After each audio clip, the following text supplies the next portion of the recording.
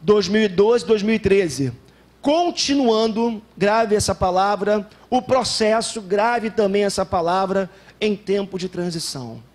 Continuando o processo em tempo de transição. 2012, 2013, continuando o processo em tempo de transição. E hoje, para começar essa série, eu quero trabalhar com vocês o tema fechado para balanço, à luz de Gênesis capítulo 37, ok? Gênesis 37, você pode abrir na sua Bíblia, ou também, se preferir, acompanhar na projeção. Nós temos aqui o texto, nessa manhã, o texto de Gênesis 37, e nós vamos ficar aqui várias semanas com a história de José do Egito. Uma história maravilhosa, de um homem cheio de virtudes, de princípios, sobretudo alguém que dependeu profundamente da graça de Deus, da soberania de Deus.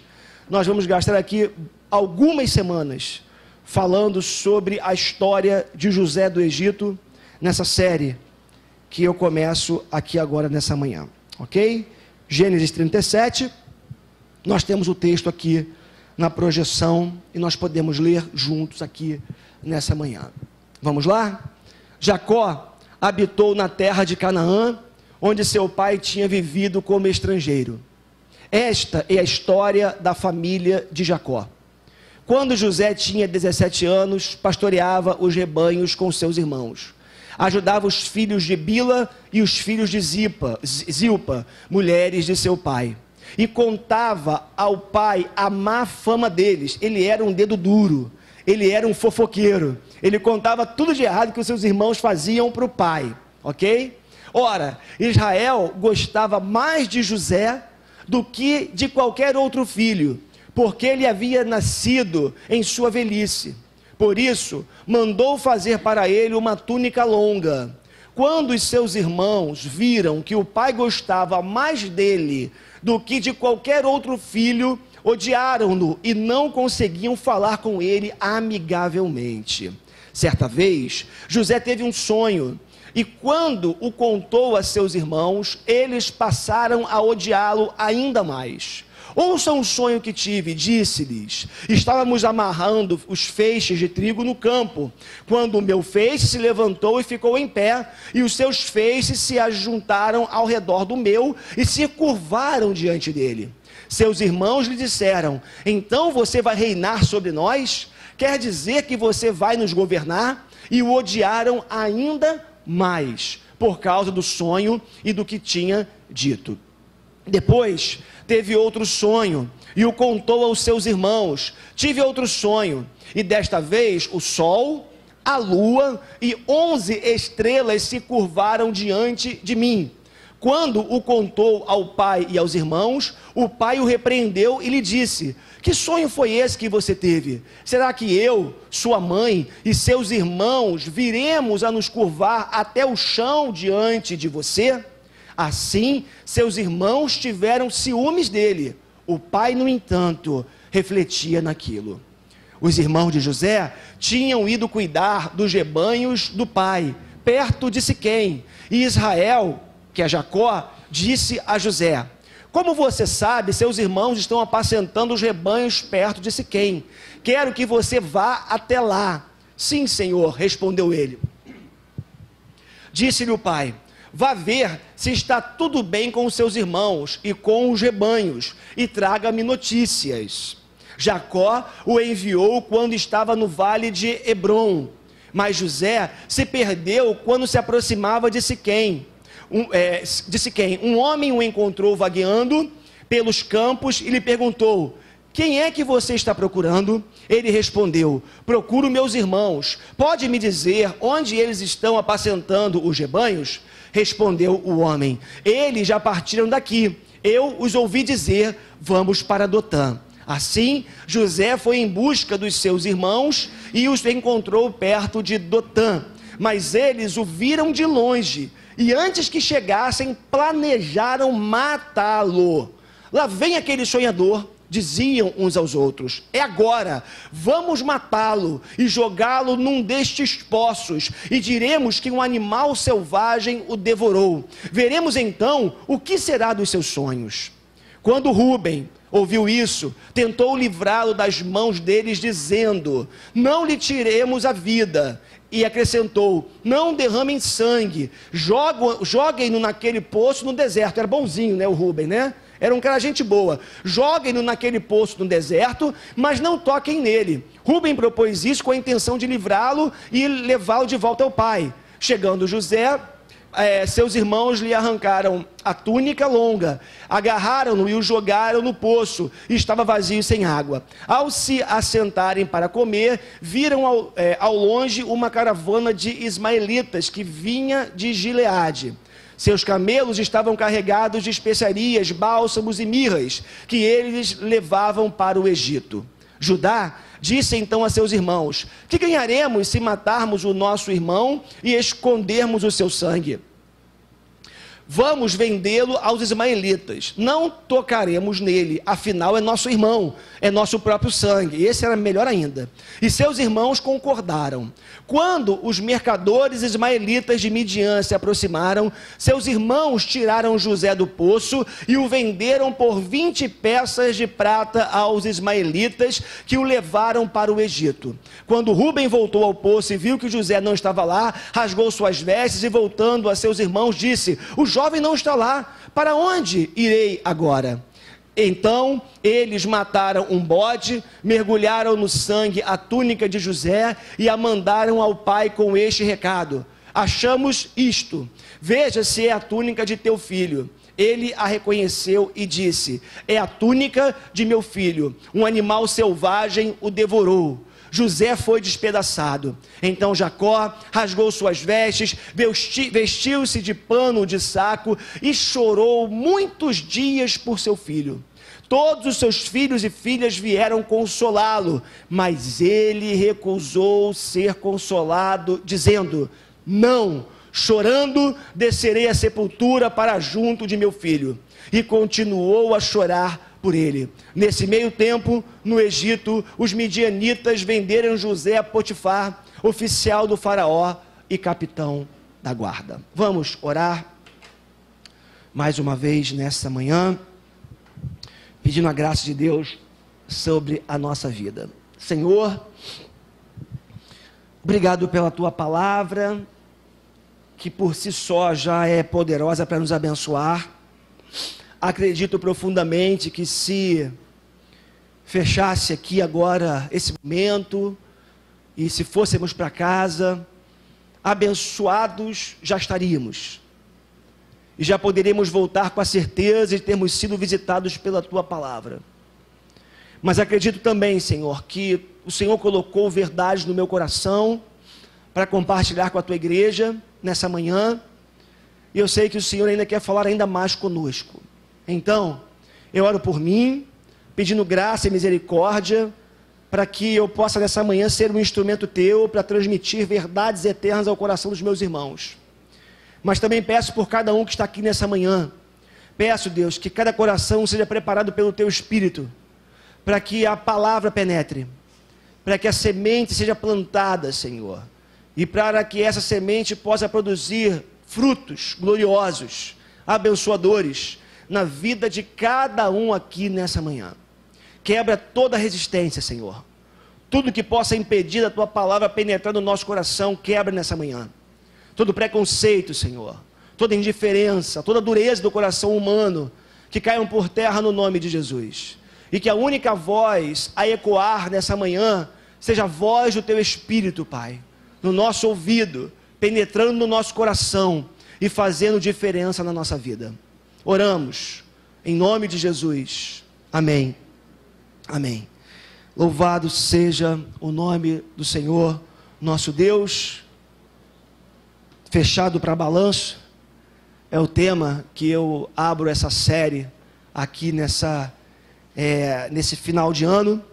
E para a gente começar a falar de balanço, né, de fechado para balanço, queria lembrar a você que esse ano que nós estamos terminando, findando, foi um ano de muitos acontecimentos importantes, né? Nós tivemos eleições municipais, onde nós escolhemos prefeito, né, e vereador, ou vereadores.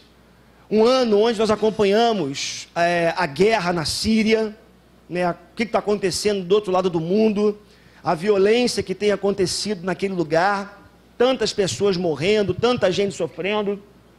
Foi o ano, tem alguma coisa aqui, né?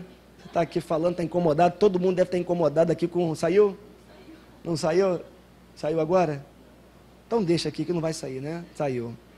Então, voltando aqui, um ano importante, né? As Olimpíadas de Londres, nós acompanhamos, né? Homens superando os seus limites, a festa que foi em Londres, acompanhamos, né? O julgamento do mensalão, algo que nós não acreditamos que pudesse acontecer, como ainda temos uma certa desconfiança de que aqueles que foram condenados não vão para a cadeia, né? Fica esse receio na gente de que as penas não vão ser cumpridas de alguma forma, mas foi um ano importante, foi um ano emblemático no nosso judiciário, sobretudo no Supremo Tribunal Federal, onde nós pudemos acompanhar ao vivo algumas sessões, né, do julgamento do mensalão.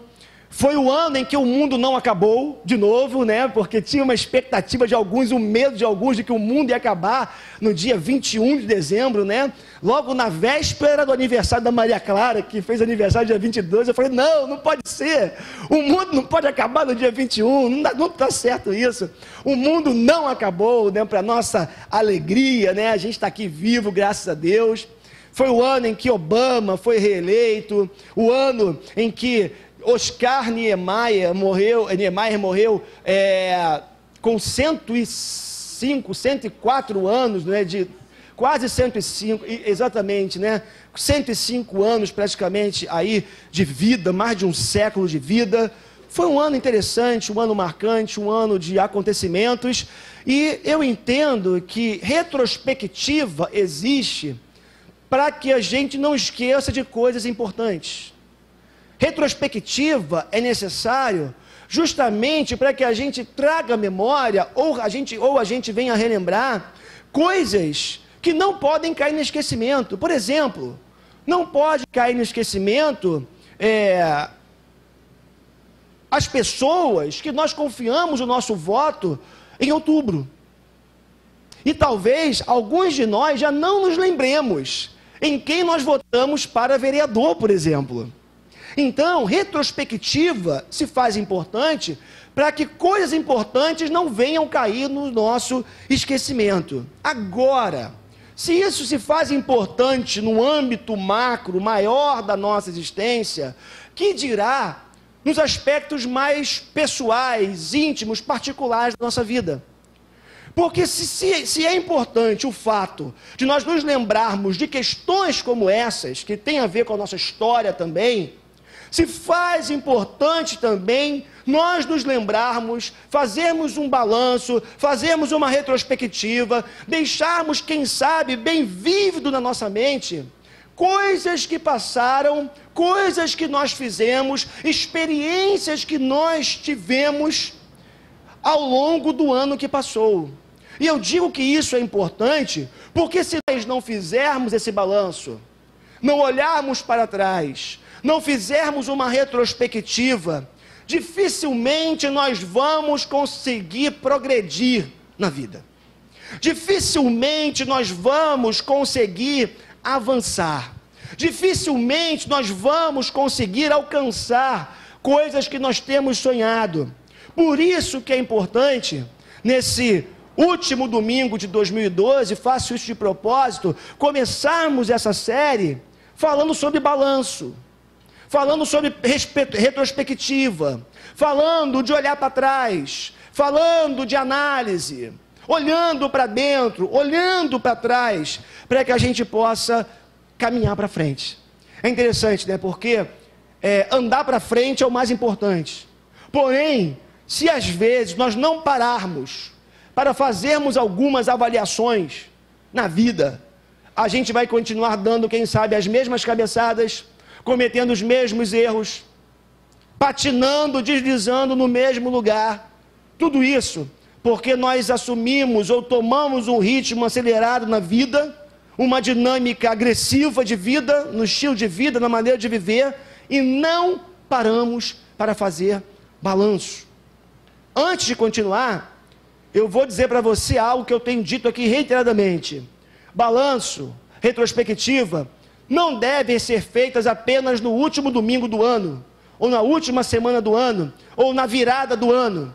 Este é um exercício que deve ser feito, ou deveria ser feito, mais intensamente, mais vezes na nossa vida.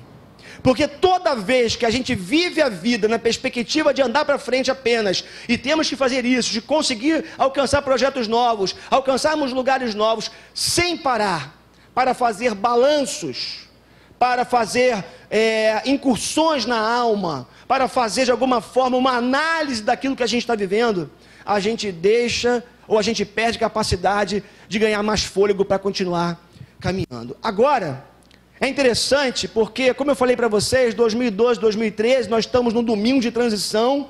Esse domingo que nós vivemos hoje é o domingo que está entre o velho ano e o novo ano.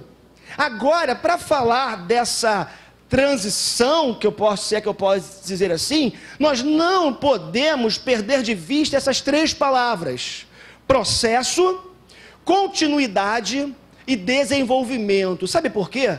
Porque algumas pessoas têm aquela ideia assim, ano novo, vida nova. Ótimo, eu acho que pode ser em muitos aspectos. Mas nós não podemos esquecer que hoje é dia 30, certo? Amanhã é dia 31 e depois da manhã é dia 1º. É o mesmo calendário, por assim dizer. É a mesma vida, por assim dizer. Tem gente que acha que se for para a praia no dia 31 e saltar 7 ondas, vai ser tudo novo na sua vida no dia 1º.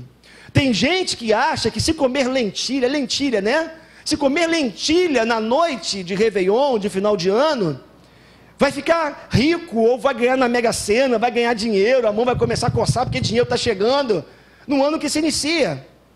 O que eu queria desde já dizer para você é que o que nós vamos viver em 2013 está diretamente associado ao que nós vivemos em 2012.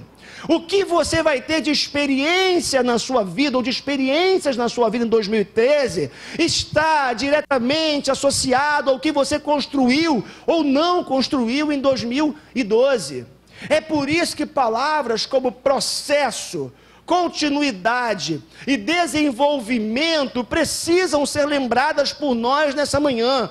Porque dia 1º, meu irmão e minha irmã, desculpe te dizer isso com toda clareza, não vai acontecer uma mágica, não vai acontecer uma transformação radical, né? Não vai acontecer algo extraordinário que vai fazer a sua vida nova totalmente. Não vai. Agora, a depender do que você plantou em 2012, o que você fez em 2012, o que você investiu em 2012, você vai viver a consequência ou as consequências disso no ano que se inicia. Por isso que eu afirmo que processo, continuidade, desenvolvimento são palavras importantes aqui nesse processo. Então, nós precisamos ver 2012 que está acabando diretamente relacionado a 2013 que está chegando. E aí, para que a gente possa fazer esse exercício, nós vamos hoje começar a lançar um olhar tritemporal. Não sei se essa palavra existe, eu acho que não, eu inventei, né? Vamos lançar um olhar tritemporal. E eu escolhi justamente a história de José para fazer isso, porque eu acredito que na história de José, nós vamos encontrar subsídios, base, um solo próprio, para que a gente possa olhar para trás e considerar algumas coisas na nossa vida no ano que passou, e nós vamos olhar a partir da próxima semana para a vida do José e encontrar ali algumas virtudes, ou muitas virtudes, muitos princípios, muitas coisas que o José teve de experiência na sua vida, e sobretudo a graça de Deus, a soberania de Deus na vida do José, que eu acredito que poderão nos ajudar como princípios e valores a serem levados para o ano que se inicia. Então, dentro desse olhar tritemporal, hoje nós começaremos olhando para trás, e a partir da semana que vem nós vamos começar a olhar para frente.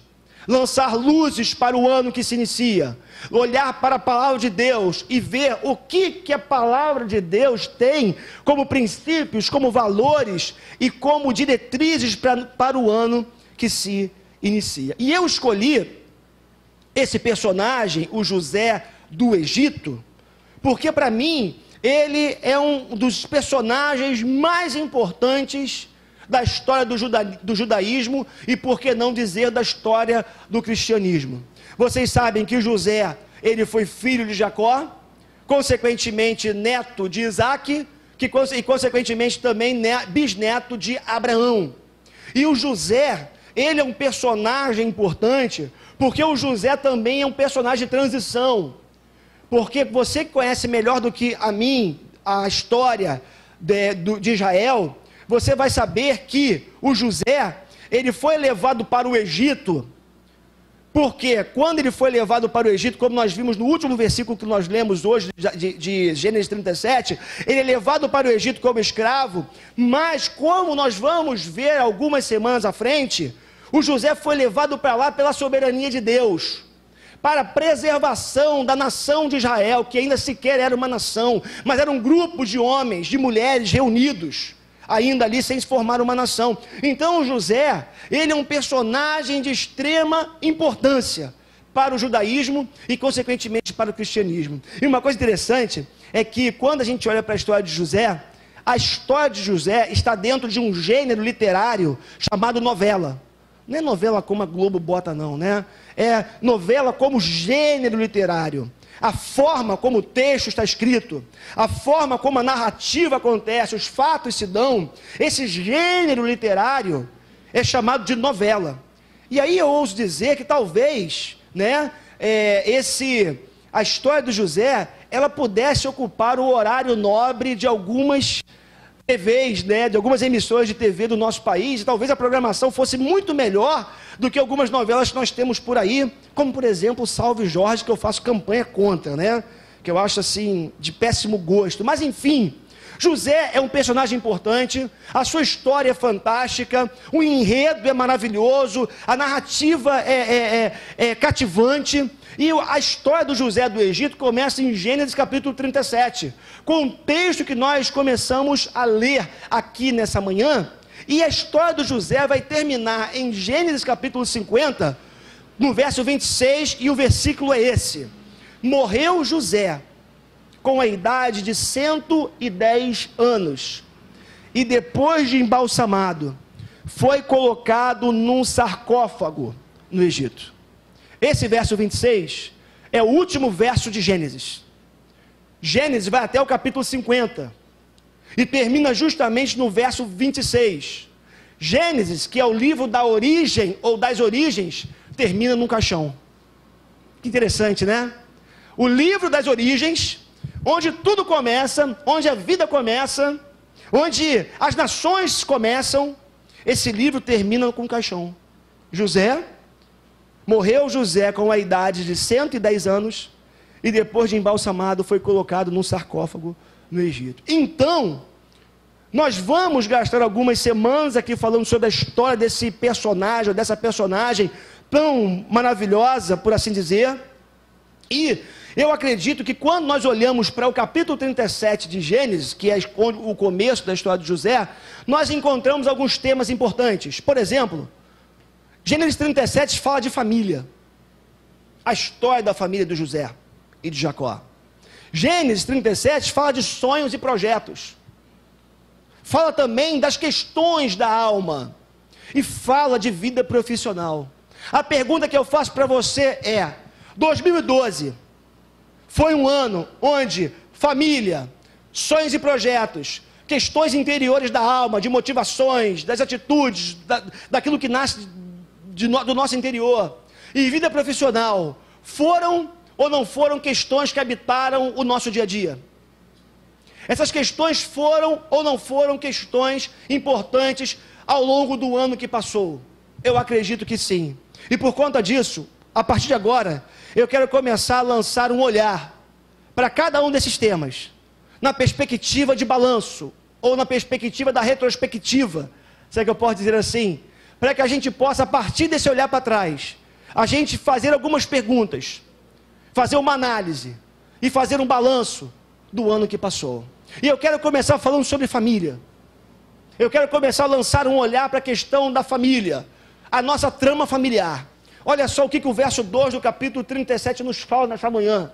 Esta é a história da família de Jacó. Quando José tinha 17 anos, pastoreava os rebanhos com seus irmãos. Ajudava os filhos de Bila e os filhos de Zilpa, mulheres de seu pai. Não estranhe, naquele tempo era permitido esse tipo de conduta, mulheres de seu pai. Hoje não pode mais, viu, irmãos? Não dá, é uma só e acabou-se contente. Naquele tempo podia. Ajudava os filhos de Bila e os filhos de Zilpa, mulheres de seu pai. E contava ao pai a má fama deles. Olha que coisa interessante. Toda família tem uma trama. Toda família tem uma história. Em toda família nós encontramos alegrias, tristezas, problemas, vitórias. Meu irmão, não é, e minha irmã, não é exclusivo da sua família a briga, por exemplo. Todos nós brigamos em família. Família é lugar de disputa entre irmãos. Família é o lugar da autoafirmação, muitas vezes.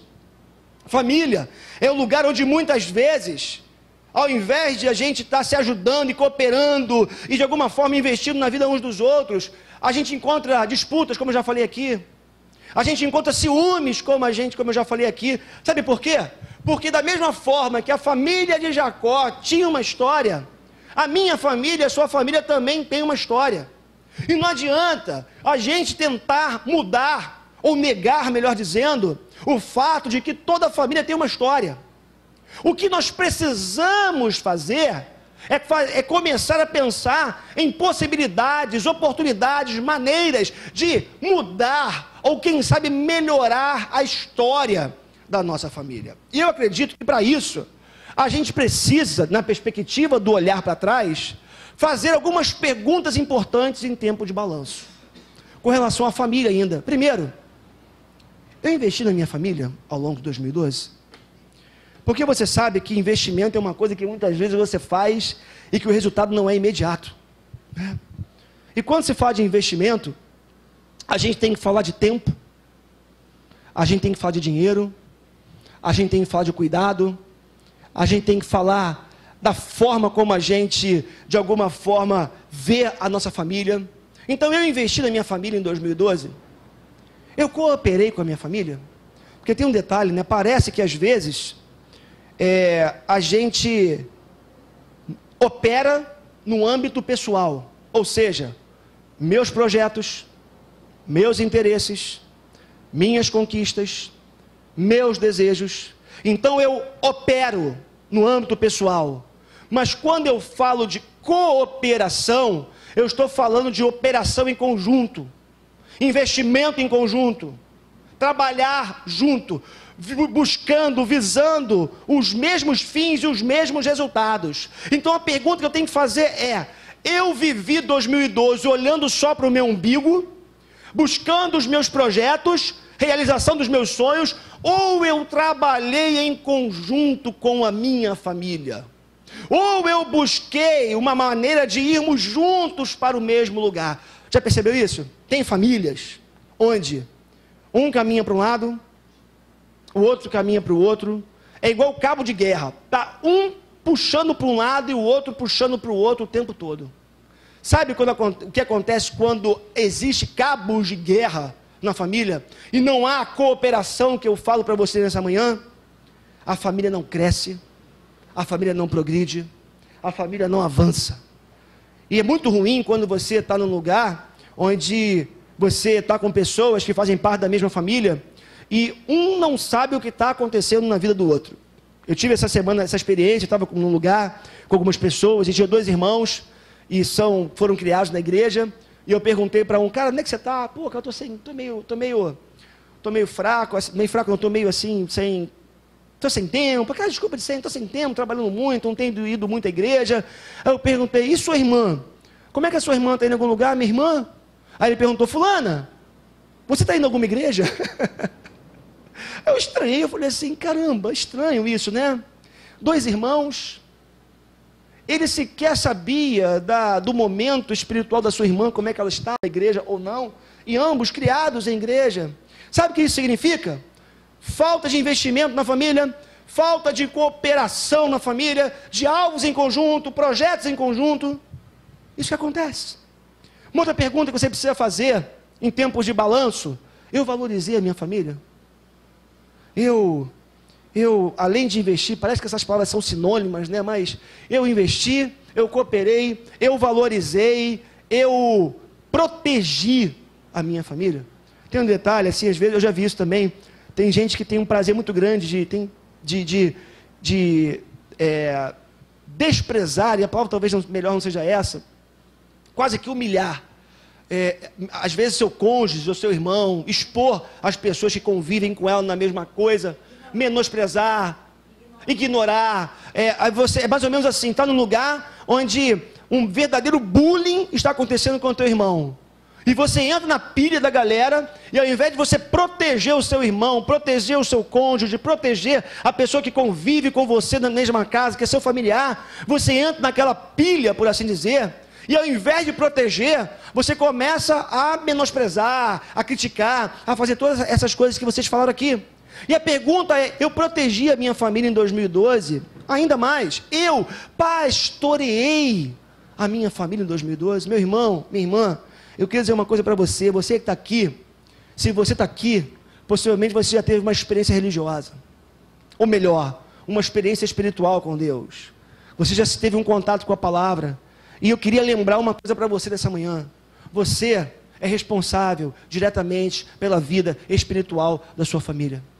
Você é responsável por orar pelos seus filhos, você é responsável por orar pelos seus pais, você é responsável por orar pelos seus irmãos, você é responsável no que diz respeito a cuidar da vida espiritual das pessoas que caminham com você. Você não pode continuar na perspectiva da devocionalidade ou espiritualidade isolada, enquanto há pessoas morando com você que não conseguem, usando aqui a própria palavra, o termo bíblico, discernir a mão esquerda da mão direita.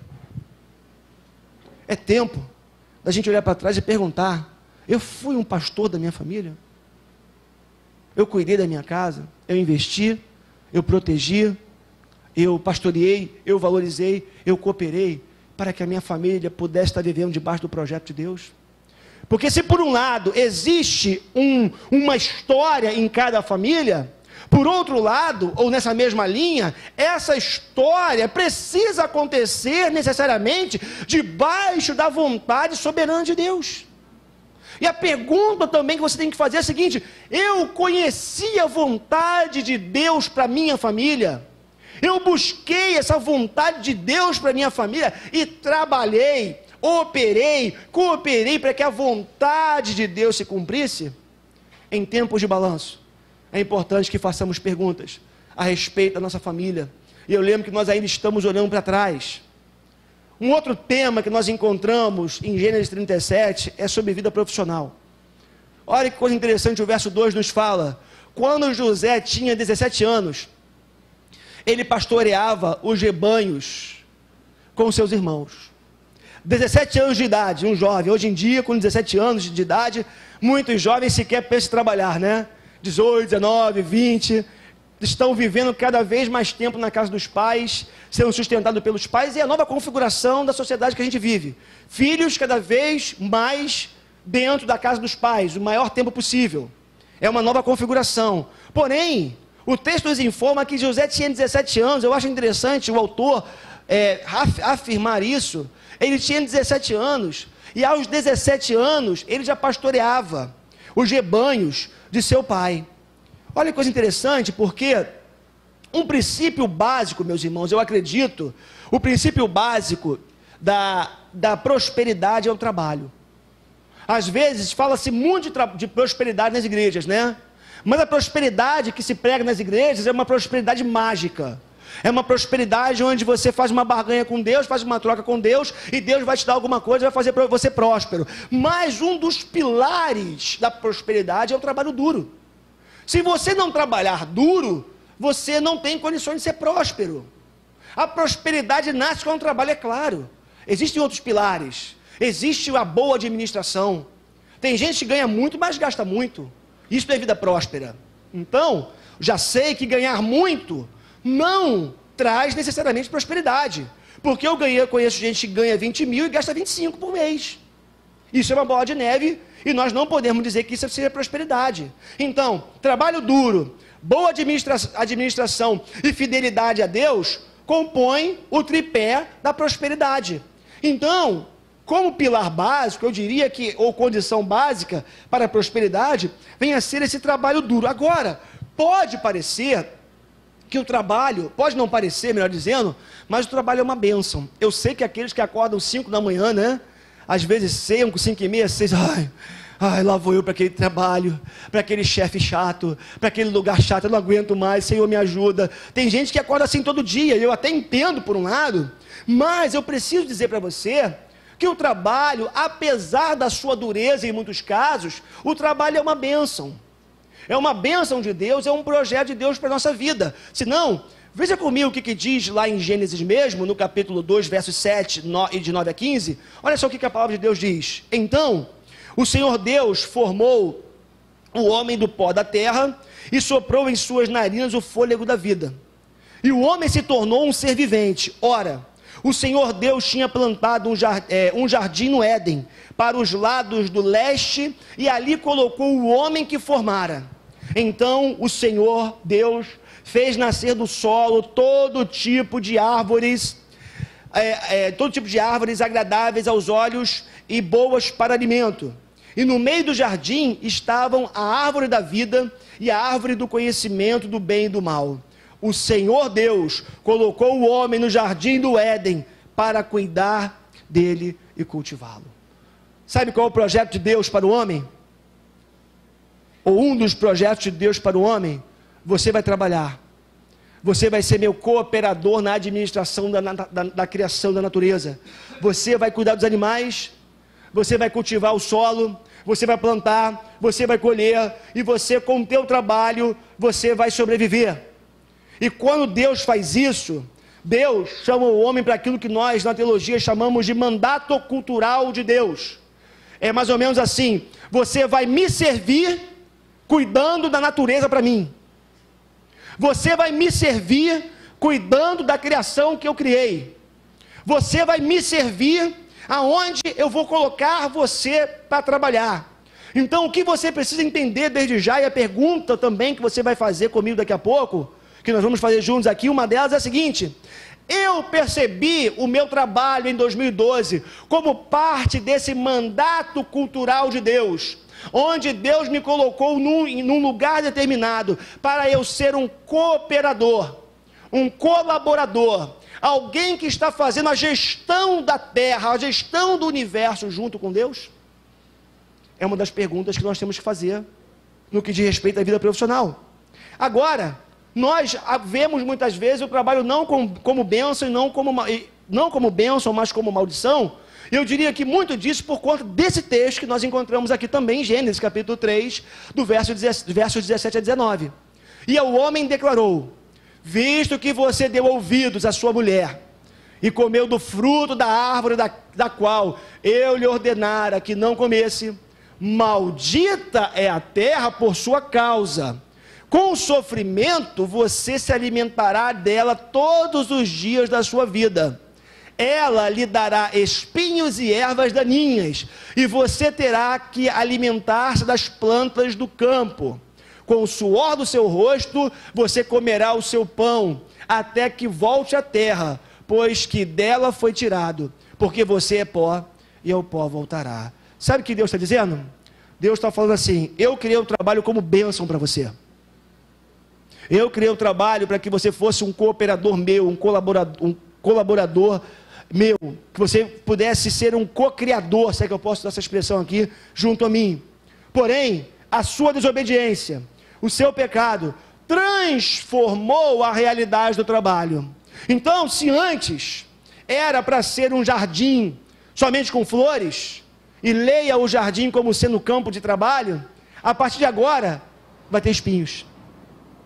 O problema não está no trabalho em si, mas o problema está na consequência do pecado da nossa própria vida, porque isso acontece em todas as áreas.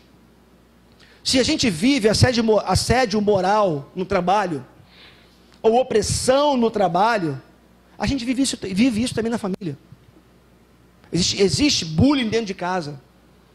Existe assédio dentro de casa. Existe violência dentro de casa. O problema não é o trabalho, como também o problema não é a família. O problema é a natureza má que existe em nós. O pecado que existe em nós. E muitas vezes, falando do trabalho, a ganância que está no nosso sistema. Porque tem um detalhe, né? Ganhar dinheiro é bom. Ter um bom salário é bom. Quem não gosta de ter uma vida tranquila? O problema não está em querer ter um bom salário. O problema está na ganância que está por trás disso.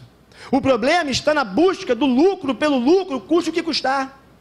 E é por isso que nós vivemos num sistema caído e opressor, onde cada vez mais o empresário visa o lucro, e para visar o lucro e para ter o lucro, o que ele faz? Ele submete seu funcionário a horas de trabalho excessivas, ele submete o seu trabalho a condições péssimas de trabalho, ele submete seu funcionário a uma opressão, a um nível de estresse absurdo, tudo em busca do lucro. Jack Welch, esse cara, ele é um consultor de mais de 500 CEOs ou diretores de empresa aí pelo mundo, e esse cara tem décadas de trabalho duro nessa área. Ele fala uma coisa interessante: a empresa pertence aos acionistas, e o melhor que pode acontecer é que haja lucro constante. Este lucro constante produz os seguintes resultados, preste atenção: clientes satisfeitos, empregados engajados, comunidades prósperas e sociedades sadias. A empresa existe para servir aos seus acionistas. O que o Jack Welch está dizendo? Embora a empresa ela vise o lucro e ela exista para os acionistas, para dar dinheiro para os acionistas, quando a empresa ganha muito dinheiro e os acionistas ganham muito dinheiro, consequentemente, isso produzirá necessariamente clientes satisfeitos, empregados engajados, comunidades prósperas e sociedades sadias. A pergunta que eu faço para vocês é: nós em 2012, olhando para as grandes empresas do nosso país, nós percebemos que ali existem clientes satisfeitos, empregados engajados, comunidades prósperas e sociedades sadias? Claro que não. Sabe por quê?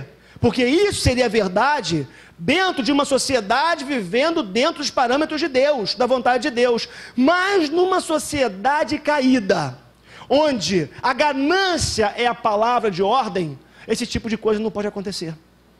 E o Jack Welch, né, esse consultor, ele bebeu disso de um outro, de um filósofo, né, de um economista antigo chamado Adam Smith, que é o pai do liberalismo econômico, da economia moderna. Ele vai dizer o seguinte: o alto interesse promove o crescimento econômico e a inovação tecnológica. O que isso aqui significa na visão do Adam Smith? O Adam Smith está dizendo o seguinte, e tem uma frase interessante dele, né, que eu estava lendo esses dias, que ele fala o seguinte: não é da benevolência, por exemplo, do padeiro ou do açougueiro, que você não é dessa benevolência que você tem a garantia de ter todos os dias, às 5, 6 horas da manhã, um pão fresquinho ou uma carne fresquinha de qualidade para você comer na sua mesa. O padeiro, o açougueiro, o trabalhador que serve você, ele acorda às 4 horas da manhã, não porque ele quer que tenha um pão fresquinho na sua casa. Ele faz isso motivado pelo seu alto interesse. Ele quer ganhar o seu lucro, ele quer ganhar dinheiro. Mas quando ele faz isso, automaticamente ele traz um benefício para a sociedade. Então ele fala, não é o alto interesse, melhor dizendo, promove o crescimento econômico e a inovação tecnológica. O problema não está no alto interesse, ao meu ver.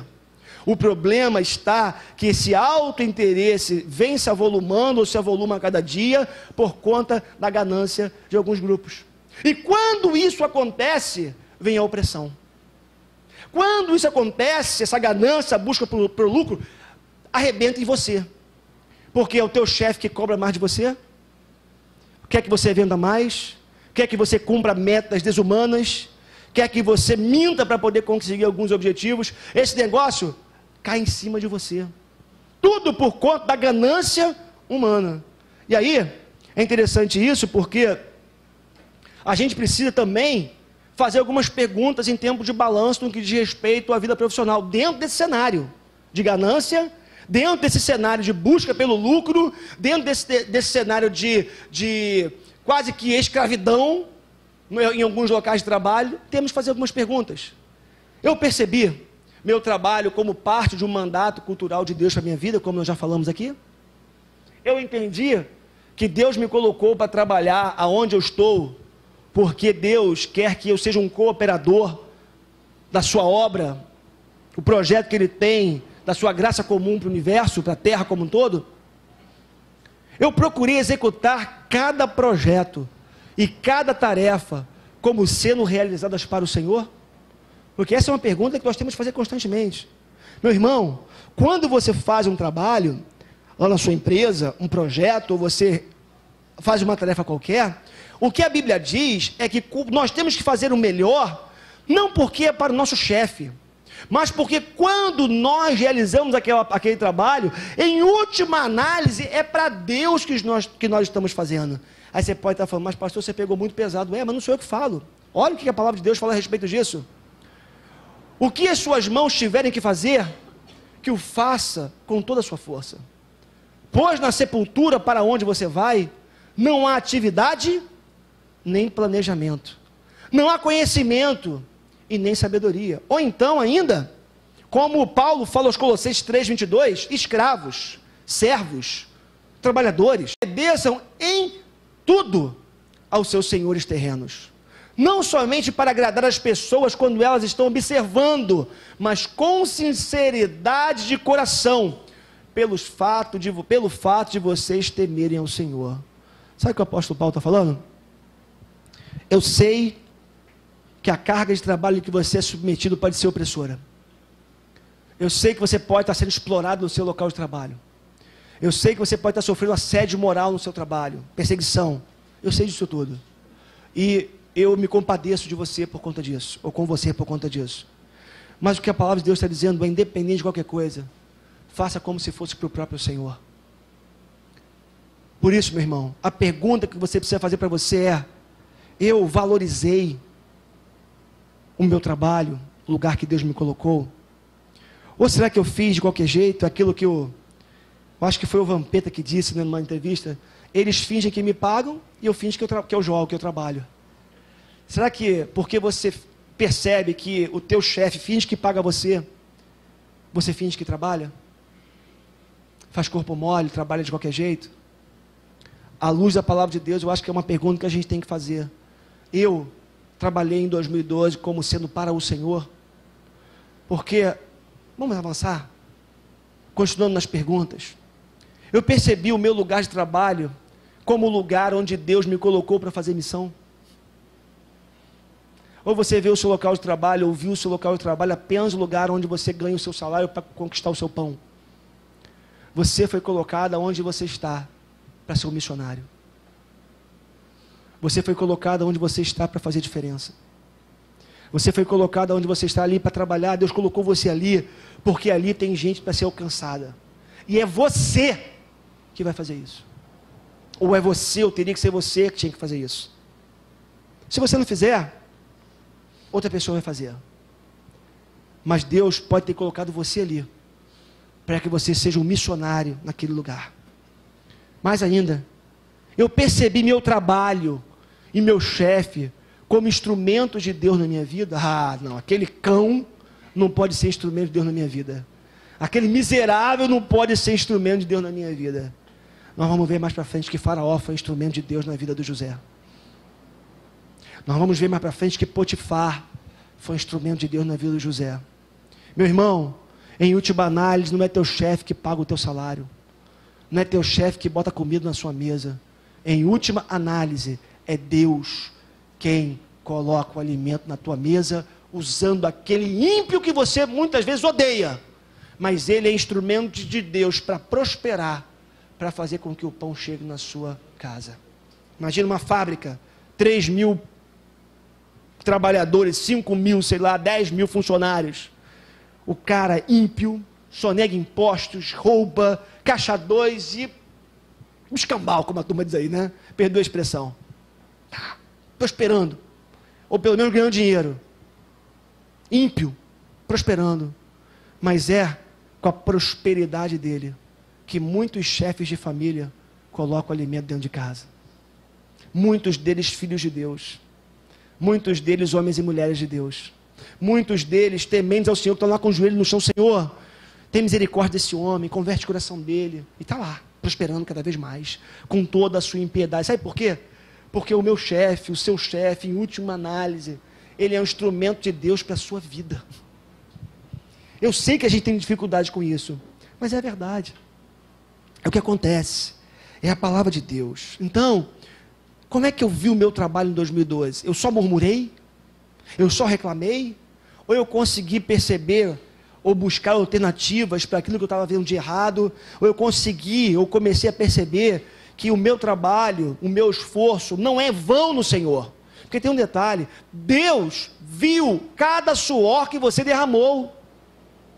Deus viu cada choro que você teve, cada lágrima que rolou pelo seu rosto. Deus viu cada sofrimento teu imposto, quem sabe, pelo teu chefe, ou por colegas de trabalho. Deus viu. E Deus não fica indiferente ao sofrimento humano, seja em que nível for. Agora, você tem duas alternativas: terminar o ano murmurando por conta do que você sofreu em 2012, no seu trabalho, ou começar a mudar esse negócio a partir da oração e a partir da sua postura renovada. Duas oportunidades, duas alternativas você tem. Uma outra área que Gênesis 37 traz para a gente, um outro tema, são os sonhos e projetos. Olha só, interessante o que a palavra diz. Certa vez, José teve um sonho. Eu estou lendo aqui a partir do verso 5, tá bom? Do capítulo 37. Certa vez, José teve um sonho, e quando contou aos seus irmãos, eles passaram a odiá-lo ainda mais. Ouçam o sonho que tive, disse-lhes: estávamos amarrando os feixes de trigo no campo, quando o meu feixe se levantou e ficou em pé, e os seus feixes se ajuntaram ao redor do meu e se curvaram diante dele. Depois teve outro sonho, e o contou aos seus irmãos. Tive outro sonho, e desta vez o sol, a lua e as 11 estrelas se curvavam diante de mim. Ele respondeu: procuro meus irmãos. Quando ele já sai para procurar os irmãos, quando o pai havia mandado: procure meus irmãos.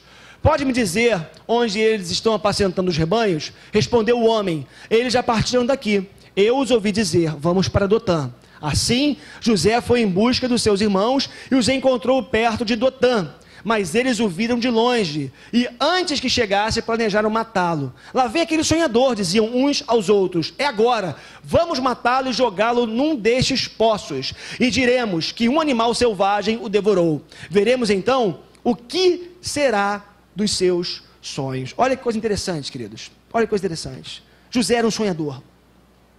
José tinha sonhos. Acreditamos, à luz de tudo que a gente lê a partir do capítulo 37 de Gênesis até o 50, que todos aqueles sonhos foram sonhos dados por Deus. Talvez, é bem verdade, José não tenha tido ainda adolescente habilidade para lidar com as revelações de Deus. Por quê? Ele acabava com seus sonhos provocando seus irmãos. Olha, eu tive um sonho e ele tinha prazer em contar, né? Que o feixe dele se levantava e os irmãos se prostravam, que ele, né, o pai, a mãe e os irmãos se prostravam diante dele. E isso foi gerando cada vez mais a inveja e o ódio no coração dos seus irmãos. Mas o fato é que o José era um sonhador. José olhava para frente. José, ele não vivia na perspectiva somente do aqui e agora. Eu estou aqui, se eu estou sofrendo, tá bom. Se eu estou feliz, tá legal. Não, o José tinha sonhos. Ele olhava para frente. Ele tinha projetos. E aí eu acredito que a gente precisa fazer algumas perguntas essa manhã também.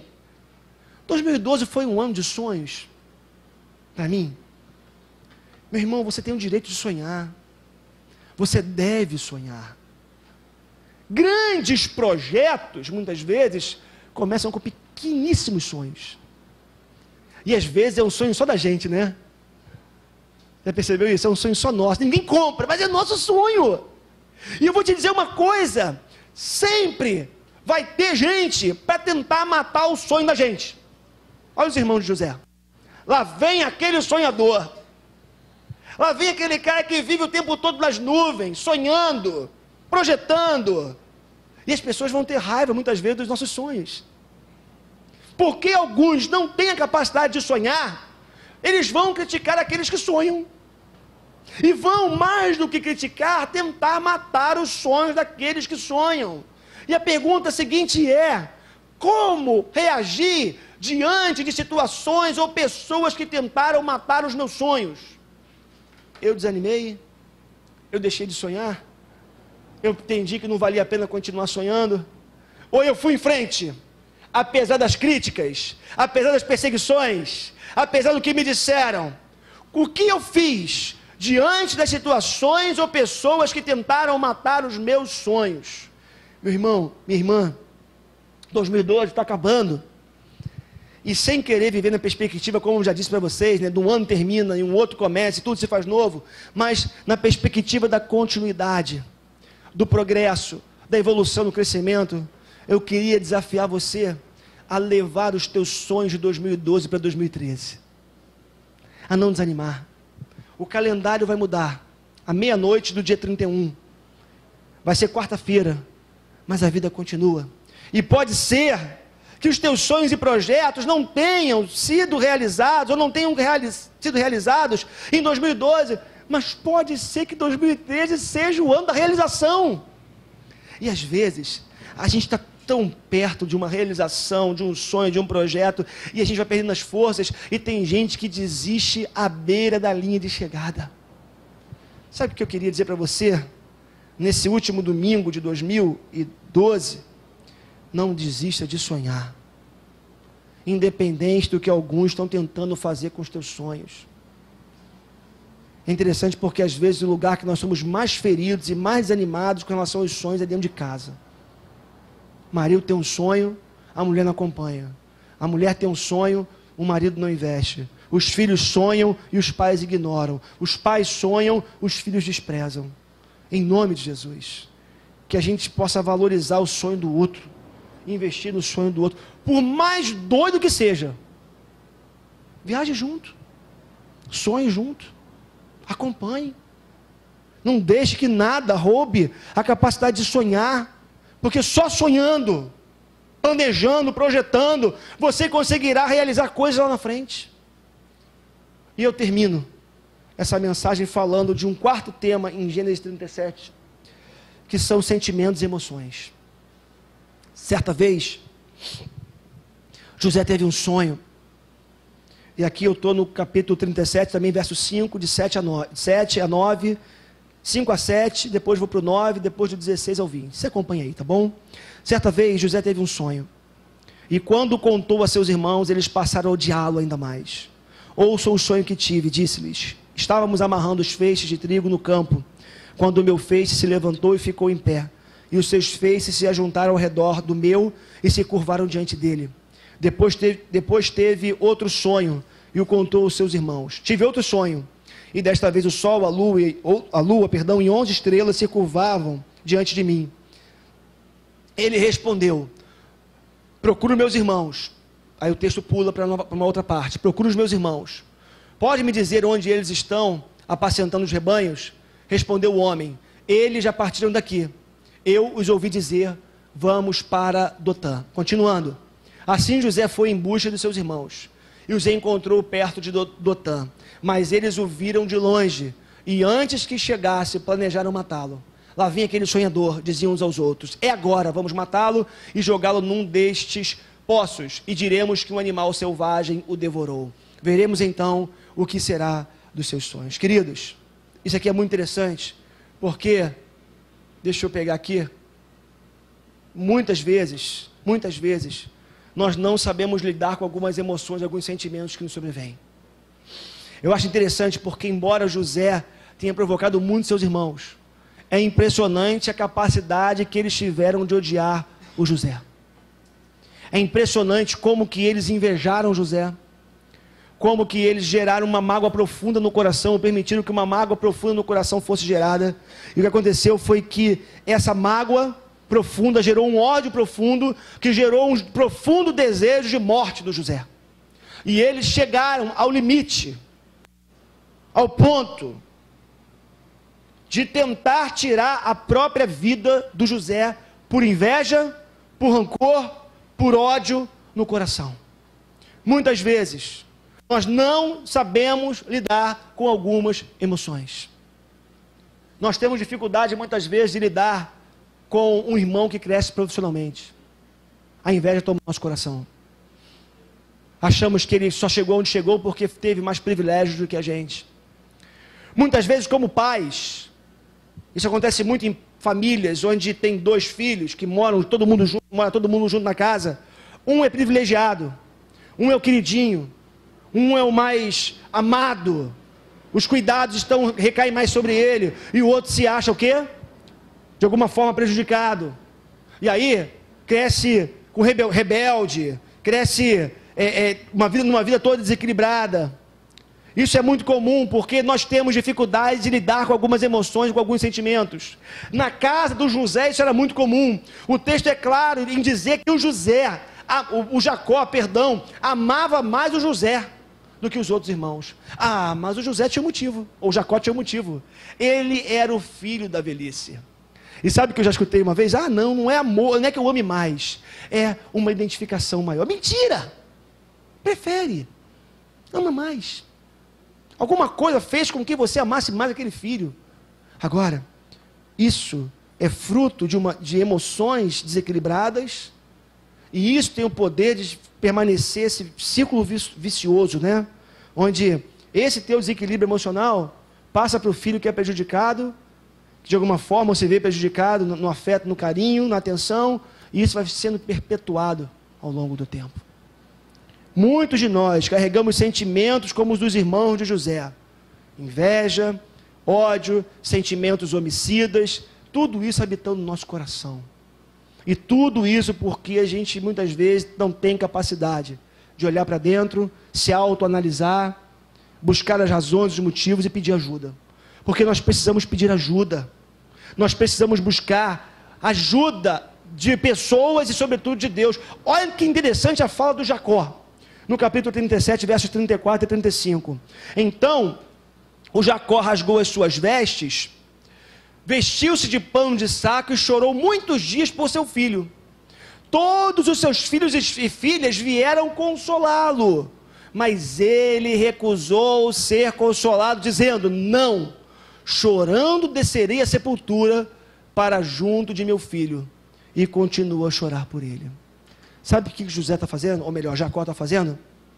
Ele está se recusando a ser consolado. Ele está se recusando a ser ajudado emocionalmente. Tem gente que carrega traumas por tanto tempo, medos por tanto tempo, ansiedades por tanto tempo, angústias por tanto tempo, pesos na alma por tanto tempo, e não pede ajuda. Meu irmão, minha irmã, você pediu ajuda em 2012? Ou você carregou pesos emocionais sozinho?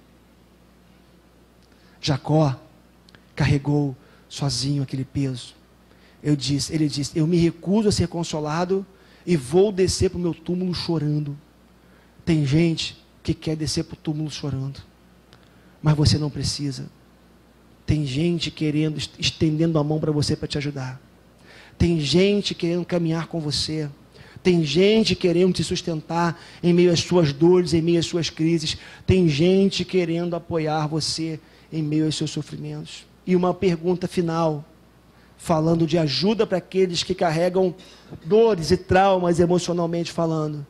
Você se abriu para que o Consolador visitasse o teu coração em 2012?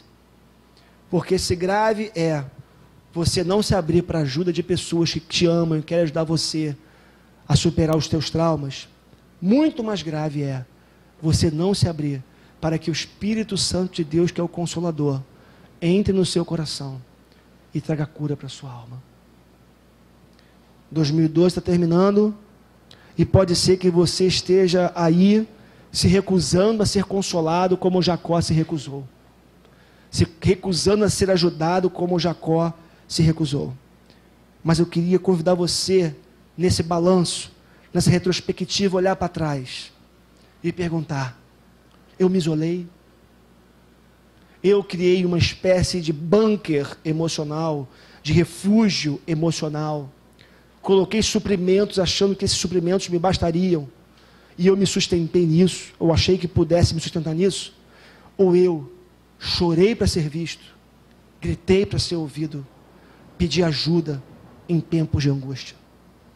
Hoje de manhã, eu quero convidar você a lançar esses olhares para essas áreas tão importantes da nossa vida. Deixa eu passar aqui, para que você possa fazer essa retrospectiva comigo.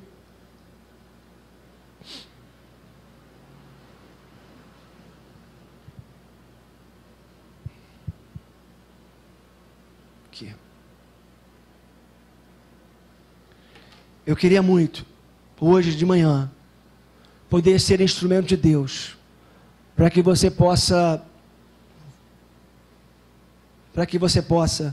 lançar um olhar para essas áreas da sua vida. Porque eu sei que família, seus sonhos e projetos, as questões da alma, questões emocionais e sua vida profissional são áreas extremamente importantes para você. Eu queria convidar você nesse último domingo de 2012 a não virar o ano, não partir para mais uma semana, quem sabe para mais um dia, deixando de olhar para dentro e deixando de avaliar a sua alma, a sua vida, e deixando de pedir ajuda a Deus, para que você não viva, não na perspectiva de viver vida nova, mas na perspectiva do processo, da continuidade, do crescimento, para que você pudesse começar a experimentar o que Deus tem reservado para você. Queria convidar você a ficar de pé.